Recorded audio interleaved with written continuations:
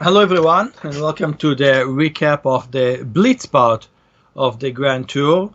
Yermo did the Rapid, so there's no point in getting there, and we are really, we are recording it as the last round is on, or about to finish, and I believe the two players won this one, Kuryakin and Aronian. Both of them scored, let me just be certain, 12.5. I mean, Kuryakin drew quite ahead of Nepomniachtchi, Nakamura.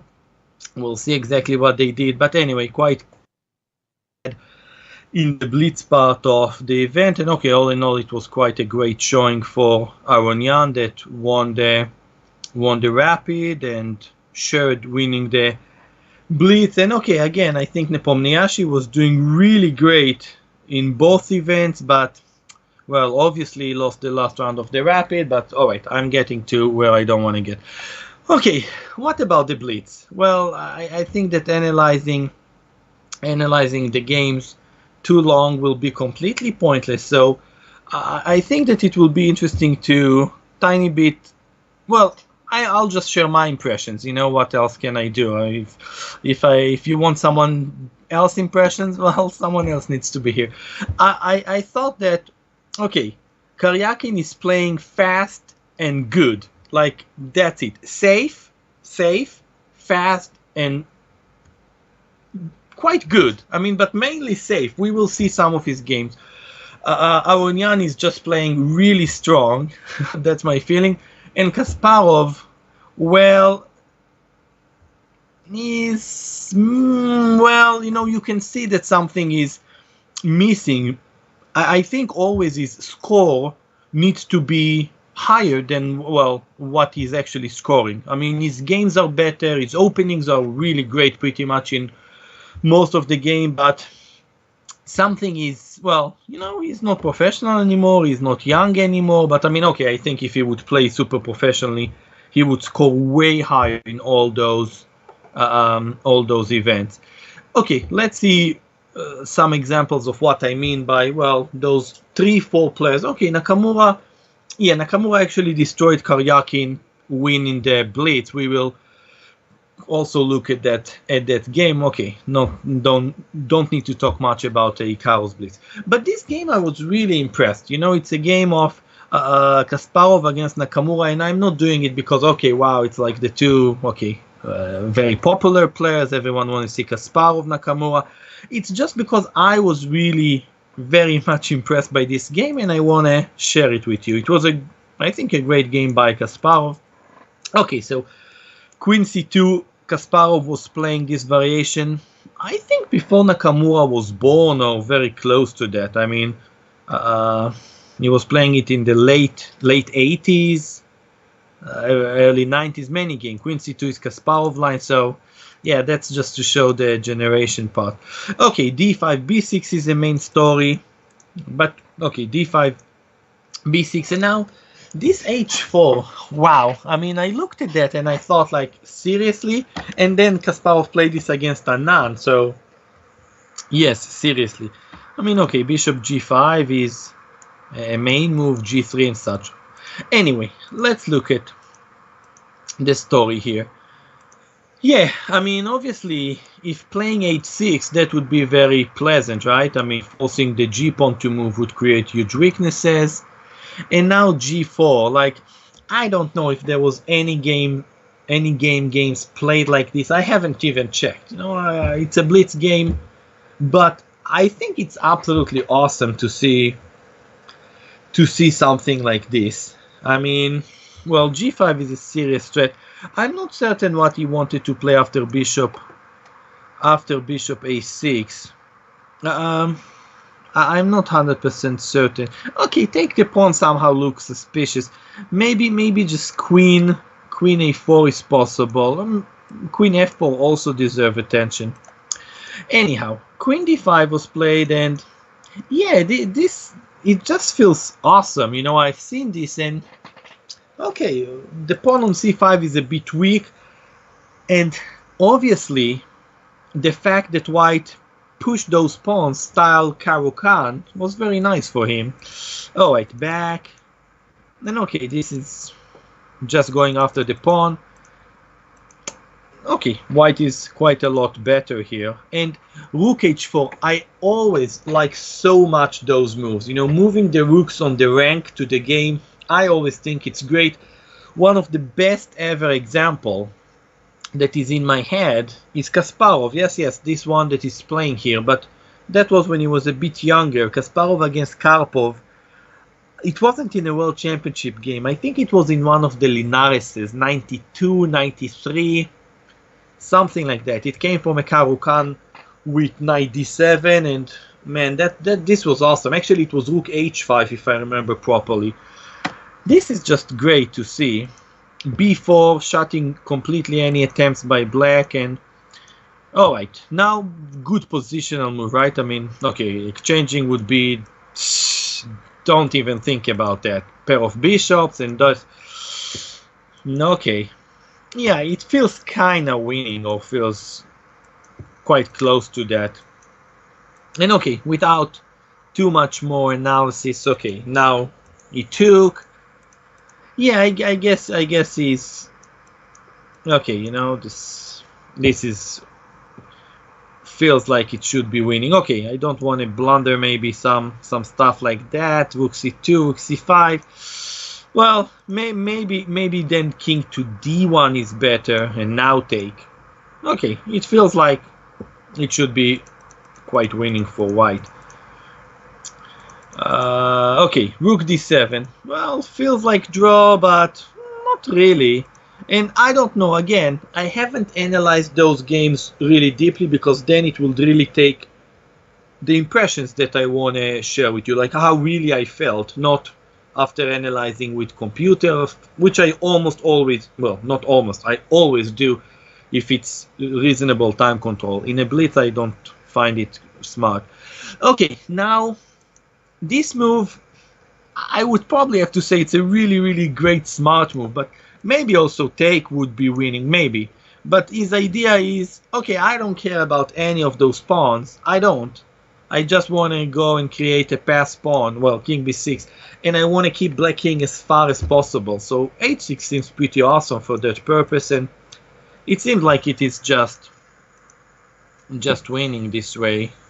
I mean, I don't think that there was any faster way for black. Maybe if there was a draw, there was a draw. As I said, I'm just sharing my thought. And okay, this resign.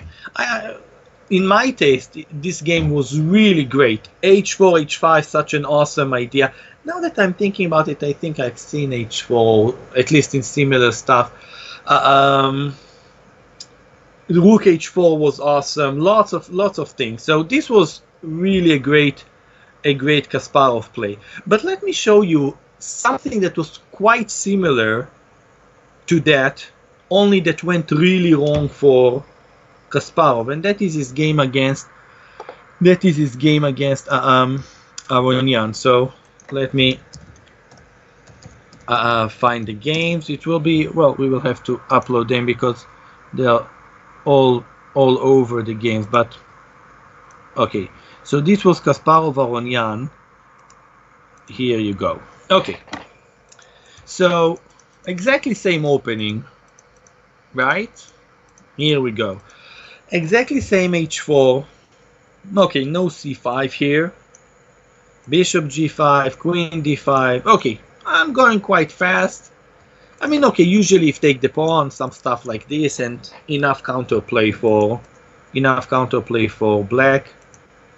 All right, here, take.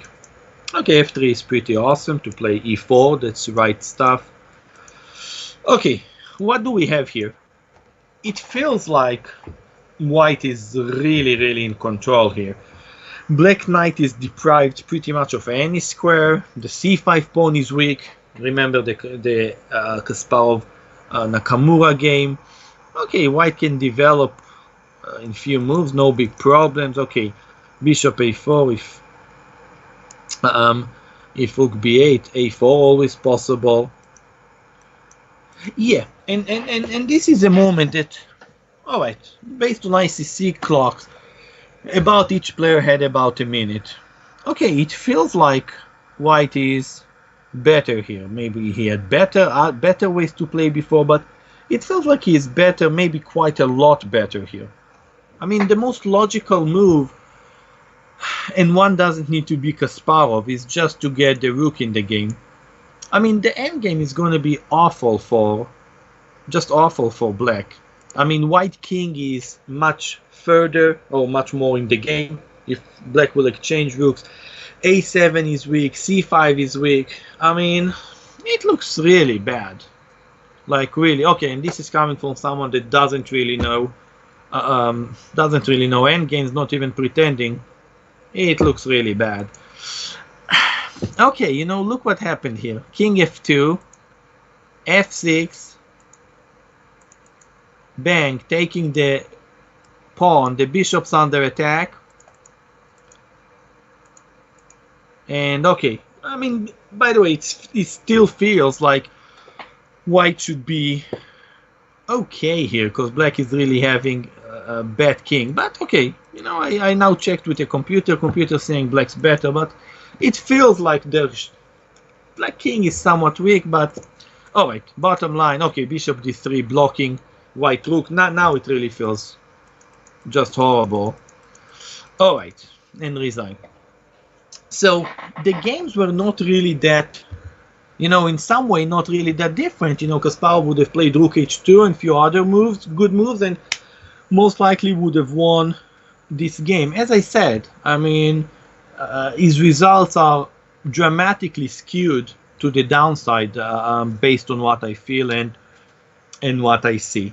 Now let's go. Okay, I just mainly took the games of those players. So I want to show a few games of Kuryakin, and I'll also show his game, a game he played against Kasparov for few reasons, and then we will see a few other games. All right, let me go to the database. All right, let's sorry, not the database. Let's see here. And let's find Kuryakin against Kasparov. I mean, I like this version. Oh, the opening they got. I remember having quite similar stuff to this, but not from this one, but from King's Indian, Fianchetto King's Indian. Anyhow, we will go here. Okay, maybe bishop d7, or maybe not to take, but it's still not that horrible. But I mean, I think this is something so about Kuryakin, at least. He's playing so safe, and it looks like it a bit, that, look at this. This is like move 16. Okay, 0 weaknesses, all the pieces in the game, and he's doing quite a decent job. Okay, this is quite a good maneuver, trying to have the knight on f4. And here was quite a dark spot, you know,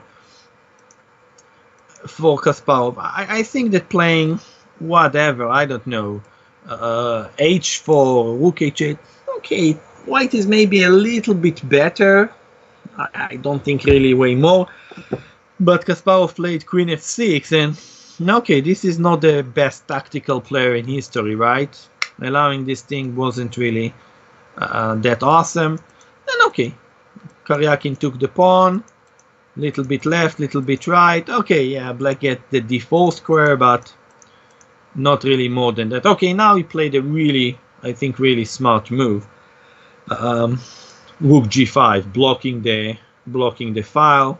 Anyhow, and went on to win this game quite quickly.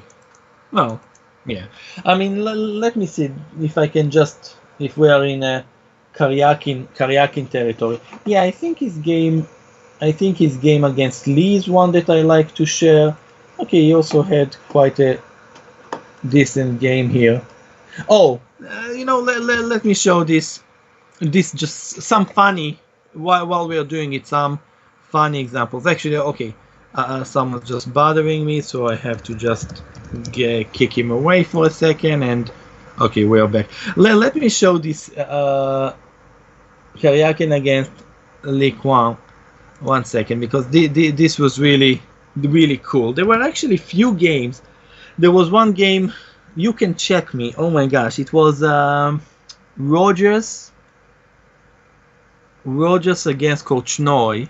I think Bill 87. I'm not certain, but or maybe I don't know why this is stuck in my head, but I'm pretty certain it was Rogers Korchnoi. That Korchnoi played King C5. It was black, and Queen E7 was checkmate on the board.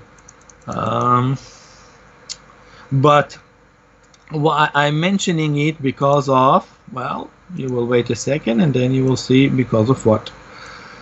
Because this was quite funny. Okay, maybe a bit more funny for Kuryakin. Okay, actually I want to...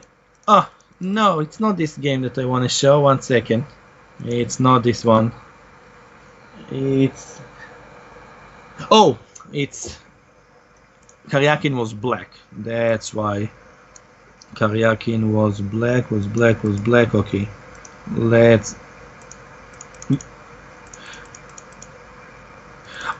Let's give one. Ah, I have to apologize. Give me a second. Maybe I made some mistake here. If I did, it's not very cool. Which game I wanted to show here? Oh, I'm crazy. Okay, I have to apologize. It was Navara Kuryakin. I have another game Kuryakin late. It was Navara Kuryakin. I downloaded I went over many games. I saved like 20. Okay, obviously we will not be able to go over all the 20, but that's why I got confused in which one I want to see. I had Kuryakin lay in my head, but actually I wanted to show Navara against Kuryakin. Okay, hopefully I won't make a mistake now. Well, time to get this game right finally. Anyhow, so, and there was also another game of some decent players that had, I don't remember, but strong grandmaster that had very similar story. Okay, you know, this position is just equal. I mean, just equal, but I don't know. I don't even know who was trying to play for a win here. I don't even know. But I can tell you how the game finished. Okay, now it's quite clear who is trying to play for a win. I mean, I think that getting the king out was kind of weird, or he overlooked some stuff, but okay. Here. Yeah, now you guessed it, right? Ouch. This was quite a big ouch. I mean, there weren't crazy amount of blunders like this. I mean, okay, Caruana had one big blunder also against Kuryakin, but this one was really checkmate on the board. The game that actually I think decided the Blitz, because Kuryakin had a huge score, really huge score, and then he kind of dropped a few points, but was really the game of Nakamura against Kuryakin. And Nakamura, okay, had his ups and downs in this event. I mean, I think, okay, let me see what was the final. He finished third to get, well, he actually finished third, but okay, at some point it looked like he had some chances maybe to chase Aronian, but okay, he lost 2 games in a row, big ones. He lost to Kasparov, and then he lost one nasty game to Dominguez with the white pieces, and that's pretty much kicked him away. But it was still enough for him to beat Kuryakin, and just at a critical moment, and totally destroy his chances. I mean, this looks like really complicated game. I'm pretty certain that Kuryakin was better here, but I haven't looked at that too much. I looked at this, okay, here. Yeah, I mean, all those tactics are not working because at the end there is some pressure on f2 in all the lines, so it's not, if the bishop on e7, of course, white takes on e5. Anyhow.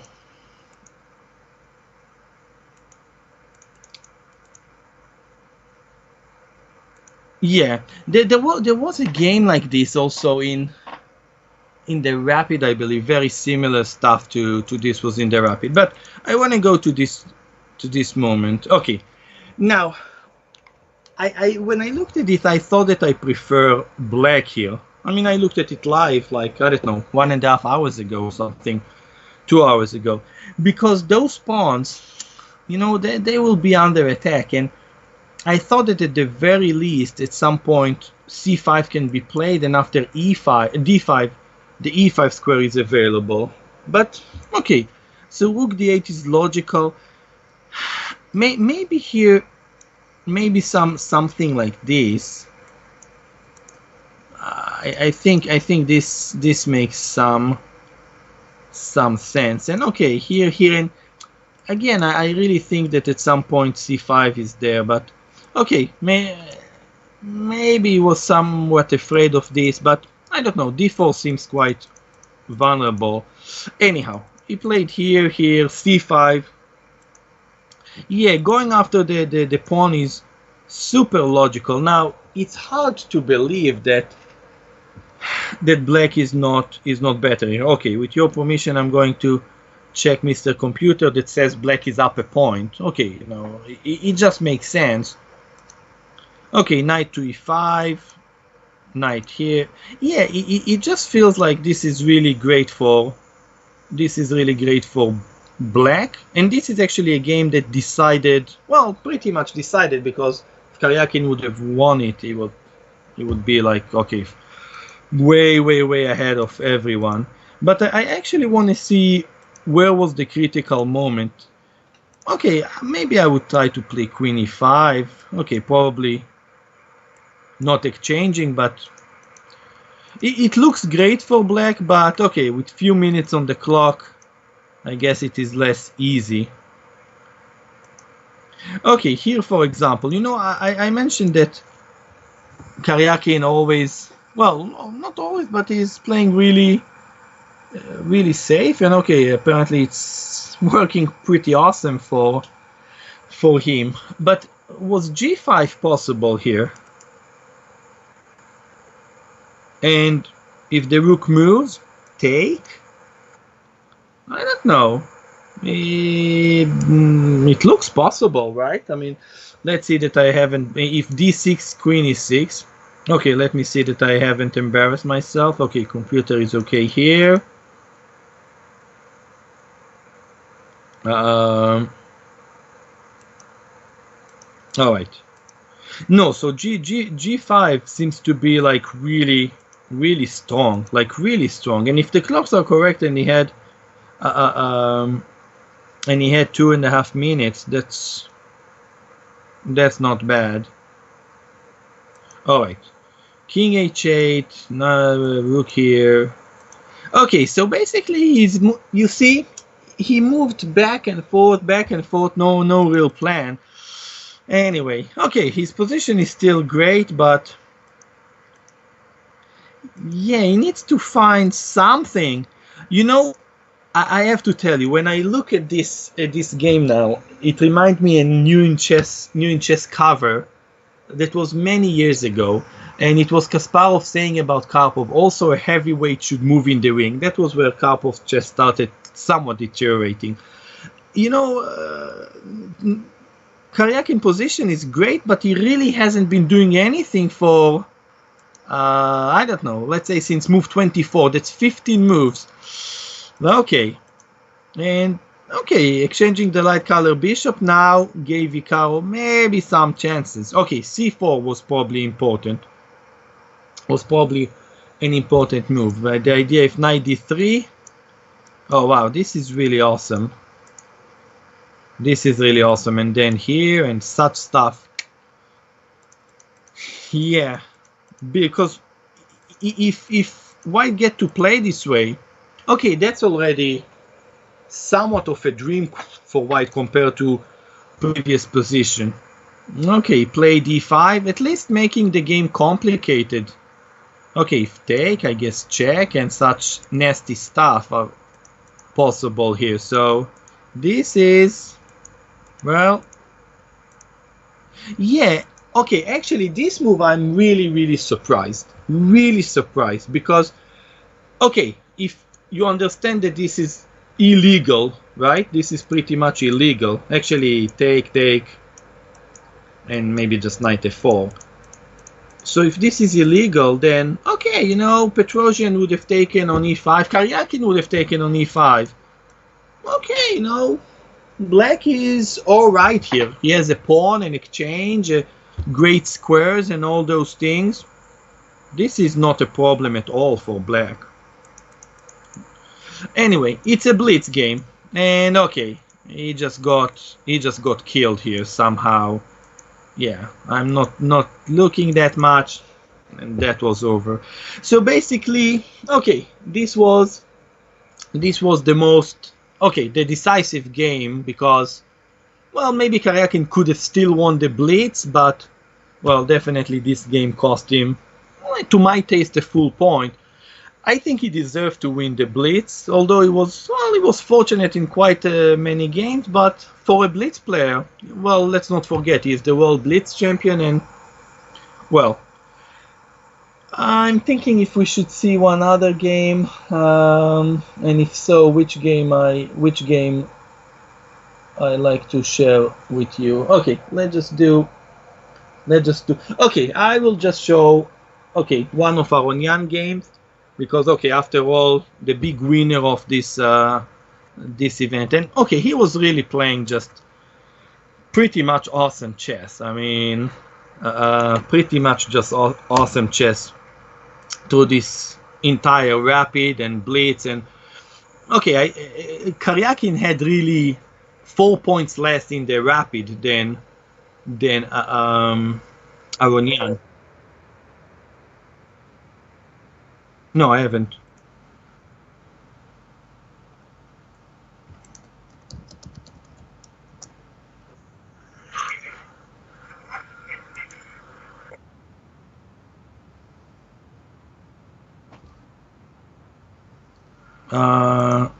Yeah, can you hear me now?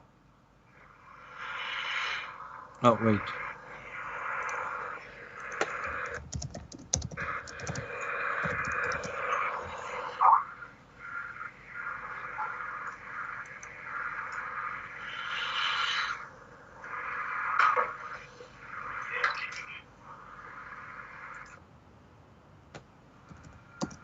Oh, that's weird. Nothing changed. I'm on the same Skype.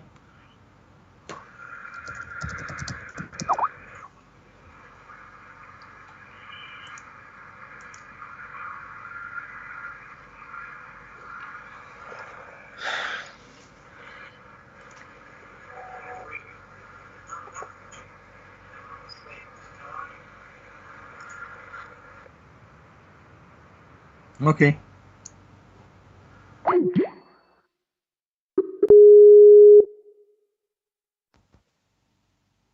Sandro?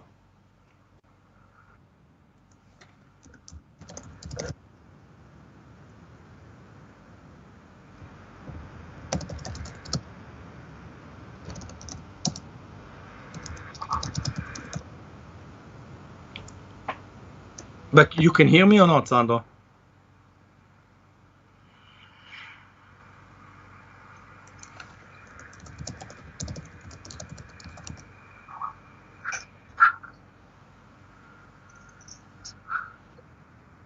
Oh, okay. All right. So I said that I just want to show one game that I thought was pretty awesome. Okay, I'm telling you ahead, I'm going to use tiny bit computer because it's too crazy for me even to think about discussing this game. But I can tell you that the players probably haven't used any during their game, which just makes it really, really amazing. Okay, so let's see what we had here. Okay, this is all normal and it's considered kind of equalish line, but I want to go to where I thought the game was totally crazy. Okay, we're just moving quite fast to the position that I started watching. Again, you know, this is really how I felt looking at all those games and positions. Okay, this position, I don't know. I don't want to be white. I don't want to be black here. I mean, it's okay, too crazy. too crazy even to watch it. Okay, take. Yeah, some stuff like that. You know, you see this and take rook d2. Okay, both players have less than a minute, so it was a very positional player, then somewhat complicated, and here we go to the fun part of playing f5 and, well, what to play here for black. I mean, I think it's kind of live, right? So it's not really that easy to pause, but it's really great. What's your first instinct telling you here? Because, yeah, Aronian just, okay, played, well, pretty awesome. Maybe it's simple for him. I don't know. I was really impressed. Queen takes f5. Okay, this is quite bad. Computer, I remember, suggested this. It's somewhat equal, or I don't know. Don't ask me. But I really thought, okay, queen takes f5, and it was best move. Everything is defended around this king, and okay, like, white king is weak here. White king is weak, and some problems also over here. Like, he beat Dominguez in some endgames with small advantage. I mean, actually, many times.